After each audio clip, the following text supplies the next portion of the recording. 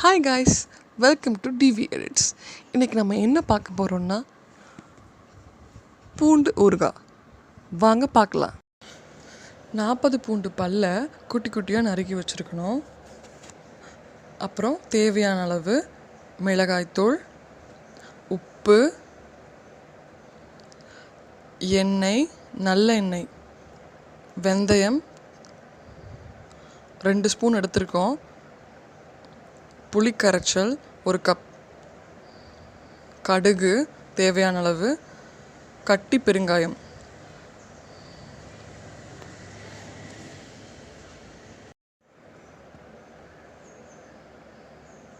கடாய் எடுத்துட்டு அதில் வெந்தயம் 2 ஸ்பூன் வெந்தயம் வச்சுருந்தோம் பார்த்தீங்களா, அந்த வெந்தயத்தை வறுத்து கிரைண்ட் பண்ணுறதுக்காக நம்ம வறுக்க போகிறோம்.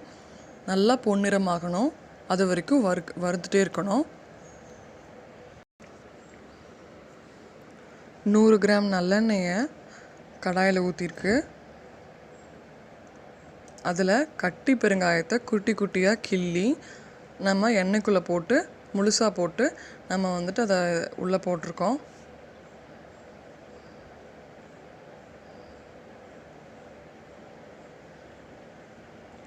அதில் கடுகு சேர்த்துக்கிறோம். நல்லா வெடித்ததுக்கப்புறமா கருவேப்பிலை, இது ஆப்ஷனல் தான்.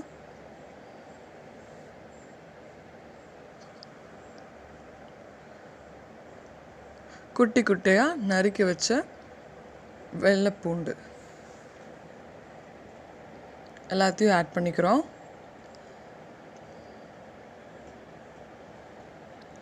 ஆட் பண்ணி நல்லா வணக்கி விட்டுக்கணும்.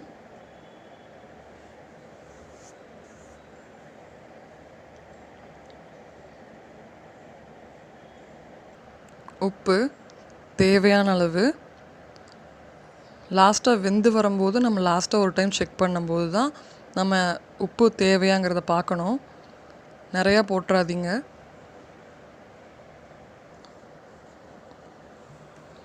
மிளகாய் பொடி 2 ஸ்பூன்.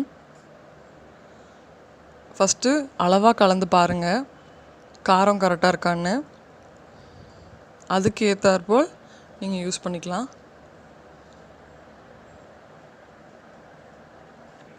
இப்போது வறுத்து வச்சுருந்தோம் இல்லைங்களா வெந்தயம், அதை நம்ம கிரைண்ட் பண்ணி எடுத்துக்கிறோம்.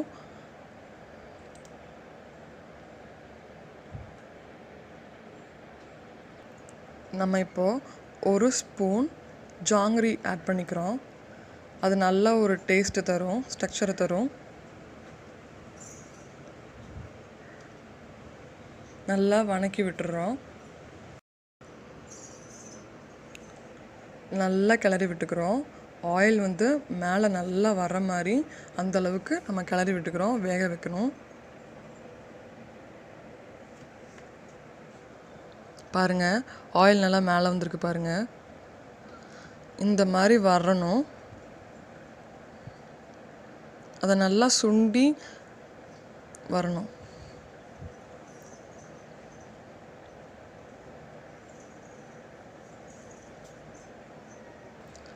லாஸ்ட்டாக பொடி பண்ணி வச்சுருந்த வெந்தயத்தூளை போட்டு நல்லா வணக்கிக்கோங்க. அதிகமாக வெந்தயத்தை போட்டுறாதீங்க, ஒரு 1/2 ஸ்பூன் அளவுக்கு தான் போடணும், அதிகமாக போட்டுறாதீங்க. 40 பூண்டு அளவுக்கு நாங்கள் போட்டிருக்கோம், ஒரு 1/2 ஸ்பூன் போட்டிருக்கோம். நீங்கள் எவ்வளோ பூண்டு எடுக்கிறீங்களோ அதுக்கேற்ற போல் கொஞ்சம் கம்மி பண்ணிக்கோங்க, அதிகப்படுத்திக்கோங்க, ஏன்னா அது கசப்பாயிடும்.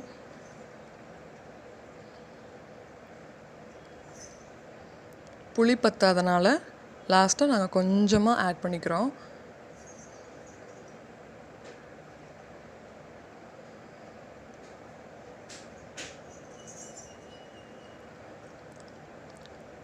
வெள்ளைப்பூண்டு ஊறுகாய்க்கு பூண்டு ஊறுகாய்க்கு நம்ம அந்த உப்பு போட்டு வைக்கணும் அப்படிங்கிறதெல்லாம் அவசியமே கிடையாது. நம்ம எடுத்தோடனே இப்படி பண்ணிக்கலாம். மற்றதெல்லாம் அதுக்கு தான் உப்பு போடணும், இதுக்கெல்லாம் உப்பு போட்டு ஊற வைக்கணும்னு அவசியம் கிடையாது. ஒரே நாளில் செஞ்சு முடிச்சிடலாம் ஊறுகாய். பாருங்கள், நல்லா வெந்து கம்மியாக இருக்குது, சுண்டி இருக்குது பாருங்கள். நல்லா ஆயில் மேலே வந்திருக்கு. இந்த அளவுக்கு நல்லா சுண்ட விடணும். அப்புறமா ஸ்டவ் ஆஃப் பண்ணி நம்ம சர்வ் பண்ணலாம். பூண்டு ஊறுகாய் ரெடி.